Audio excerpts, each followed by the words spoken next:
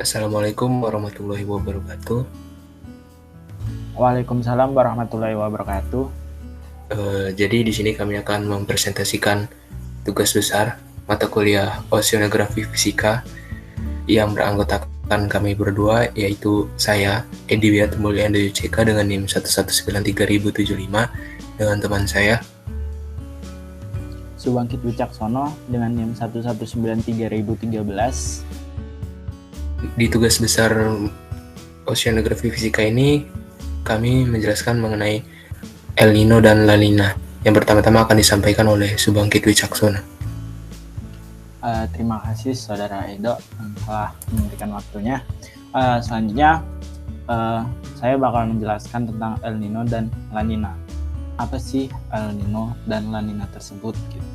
Dan juga itu apa gitu, fenomena apa gitu. Nah, di sini saya juga bakal menjelaskan tentang apa itu El Nino dan La Nina, terus selanjutnya proses terjadinya El Nino dan La Nina, dampak terjadinya El Nino dan La Nina di dunia dan di Indonesia. Nah, selanjutnya juga bakal ada contoh dari fenomena tersebut. Oke, langsung aja. Saya bakal menjelaskan tentang El Nino dan La Nina. Nah, El Nino dan La Nina tersebut itu fenomena cuaca global yang berlangsung di wilayah ekuator Samudra Pasifik dan pada umumnya itu dikaitkan dengan adanya amoli iklim dunia gitu. Nah, El Nino dan La Nina tersebut juga sering disebut dengan ENSO itu, El Nino Southern Oscillation. Nah, El Nino Southern Oscillation itu merupakan fenomena cuaca yang terjadi di setiap 3-7 tahun. Jadi jangka waktunya itu 3-7 tahun gitu bakal terjadi. Nah, itu juga banyak terjadi dengan intensitas yang bervariasi gitu.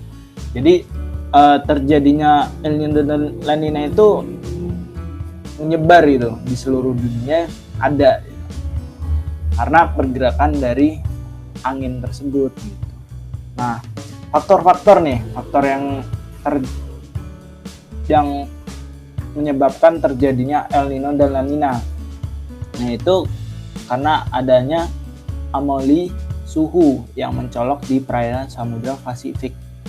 Nah, selanjutnya terus melemahnya angin pesat, terus di wilayah Pasifik itu, khususnya di wilayah Pasifik, sehingga menyebabkan pergerakan angin jauh dari normal, kenaikan daya tampung lapisan atmosfer yang disebabkan oleh pemanasan dari perairan panas di bawahnya gitu. Jadi di bawah perairan itu ada yang namanya perairan yang panas gitu. Nah, selanjutnya hal ini juga terjadi di perairan Peru pada saat musim panas serta adanya perbedaan arus di perairan Samudra Pasifik. Terus El Nino itu terjadi kapan ya? El Nino itu terjadi pada bulan Desember. Mungkin banyak terjadi itu di bulan tersebut gitu. Pada saat matahari berada di titik balik selatan bumi, sehingga terjadi di daerah lintang selatan yang mengalami musim panas. Di Peru sendiri itu akan mengalami musim panas dan arus laut dingin Humboldt tergantikan oleh arus laut panas. Hal ini juga disebabkan oleh matahari di perairan Pasifik Tengah dan Timur itu yang menyebabkan itu terjadinya suhu dan kelembapan udara pada atmosfer itu meningkat gitu. Nah, sehingga itu juga bakal berakibat terjadinya tekanan udara di Samudra Pasifik dan Tengah itu merendah. Dan kemudian juga diikuti dengan awan-awan konvektif. Nah, awan konvektif itu apa itu? Awan yang terbentuk oleh penyinaran matahari yang kuat. Nah, sedangkan di bagian Pasifik Barat gitu, tekanan udaranya itu tinggi, yaitu di Indonesia. Terusan kenapa bisa tinggi? Ya, karena pada dasarnya dipengaruhi oleh angin muson, angin pasat, dan angin lokal.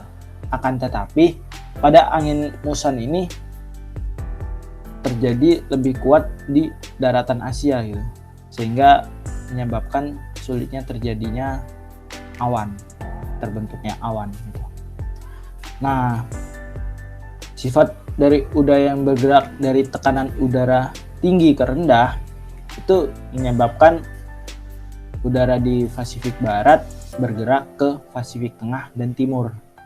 Hal ini menyebabkan awan konvektif di Indonesia itu bergeser ke daerah tersebut gitu.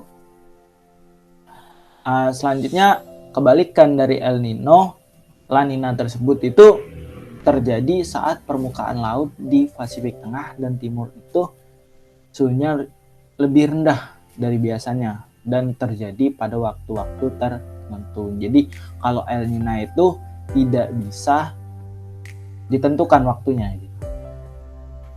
Mungkin di badan BMKG itu sudah ada gitu. Oh, waktu terjadinya El Nino itu waktunya ini gitu. Akan tetapi juga belum bisa ditentukan gitu. Pasnya itu kapan terjadinya.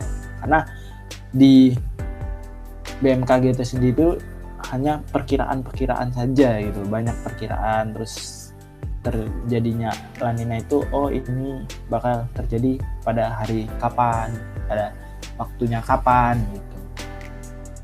Nah, selanjutnya saya bakal menjelaskan tentang di daerah yang La Nina terjadi itu karena tekanan udara di kawasan Pasifik Barat terusan menurun, kemungkinan terbentuknya awan, sehingga udara di Pasifik Tengah dan Timur itu tinggi gitu, yang menghambat terbentuknya awan. Sedangkan di Pasifik Barat tekanan udaranya itu rendah, yaitu di Indonesia, yang memudahkan terbentuknya awan cumulonimbus. Nah, awan ini juga dapat menimbulkan hujan yang sangat lebat disertai petir. Karena sifat dari udara yang bergerak dari tekanan udara tinggi ke rendah itu menyebabkan udara di Pasifik Timur dan Tengah itu bergerak ke barat. Nah, hal ini menyebabkan terjadinya awan konvektif yang sudah saya jelaskan di slide sebelumnya gitu. Selanjutnya yang akan dijelaskan oleh teman saya yaitu Edi Wiyata tentang dampak terjadinya fenomena tersebut gitu. Oke, silakan saudara Edi Wiyata. Oke, jadi selanjutnya ada dampak dari fenomena El Nino dan La Nina itu sendiri ya. Dampaknya yang ditimbulkan di global maupun di Indonesia. Oke, bisa next.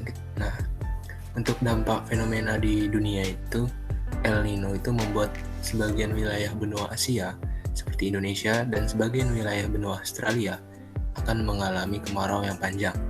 Sedangkan sebaliknya, pada benua Amerika, terutama bagian utara, mengalami musim hujan yang cukup panjang. Sedangkan untuk dampak dari fenomena La Nina sendiri pada dunia, itu adanya peningkatan curah hujan di Pasifik Barat, yaitu Indonesia, sebagian Asia Tenggara lainnya, dan bagian utara Australia, Brazil, bagian utara, dan sebagian pantai barat Amerika Serikat. Sebaliknya, menyebabkan curah hujan yang lebih rendah di sebagian pantai timur Asia, bagian tengah Afrika, dan sebagian Amerika bagian tengah, serta dapat menyebabkan juga iklim yang lebih dingin di sebagian wilayah di barat dan timur Afrika, Jepang, sebagian besar pantai barat Amerika Serikat, dan Brazil bagian selatan. Selanjutnya ini ada dampak fenomena El Nino dan La Nina yang ditimbulkan di Indonesia. Dari fenomena El Nino sendiri itu Indonesia dapat menyebabkan curah hujan di sebagian besar wilayah Indonesia berkurang. Terus tingkat berkurangnya curah hujan ini sangat tergantung dari intensitas El Nino tersebut. El Nino juga pernah menimbulkan kekeringan panjang di Indonesia. Curah hujan berkurang dan keadaan bertambah menjadi lebih buruk dengan meluasnya kebakaran hutan dan asap yang ditimbulkannya.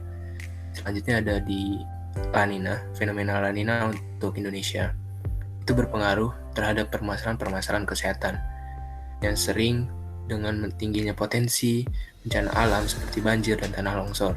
Sementara dampak dari La Nina terhadap nelayan adalah berkurangnya tangkapan ikan yang dikarenakan kurangnya kandungan klorofil A yang merupakan makanan ikan di lautan.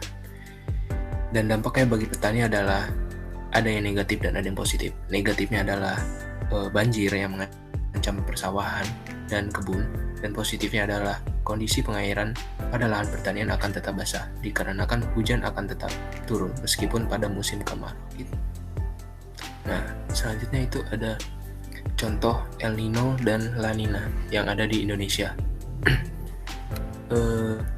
Indonesia sendiri karena posisi geografis di Indonesia yang dikenal sebagai benua maritim, maka tidak seluruh wilayah Indonesia dipengaruhi oleh fenomena El Nino dan La Nina. Jadi kita ngambil contoh daerah yang terjadi El Nino, yang terdampak fenomena El Nino dan La Nina adalah daerah Riau, karena Riau merupakan salah satu daerah yang terkena dampak El Nino pada tahun 1997, yang dimana mengakibatkan kemarau panjang dan mengurangi stok air di wilayah Riau tersebut. Yang bisa terjadi, yang kemungkinan terjadi adalah kekeringan yang memicu kebakaran lahan gambut di wilayah Riau tersebut. Saat ini luas lahan gambut di Riau mencapai 2,5 juta hektar. Kerugian mencapai ratusan juta dolar Amerika Serikat. Kabut asap akibat kebakaran pun melanda beberapa negara tetangga. Jadi bisa dilihat seberapa buruk dampak dari fenomena El Nino dan La Nina tersebut. Contohnya aja di daerah Riau tersendiri itu. Mungkin materi tugas besar yang kami sampaikan sudah selesai. Kalau ada yang ingin ditanyakan, bisa ditanyakan, boleh di chat di kolom komentar ataupun boleh bertanya langsung kepada kami. Baik, selanjutnya bangkit materi yang bisa kami sampaikan mengenai tugas besar oceanografi fisika mengenai fenomena El Nino dan La Nina sudah cukup. Lebih kurangnya kami mohon maaf. Semoga kalian suka dengan penjelasan fenomena El Nino dan La Nina dari kami. Kami akhiri. Assalamualaikum warahmatullahi wabarakatuh.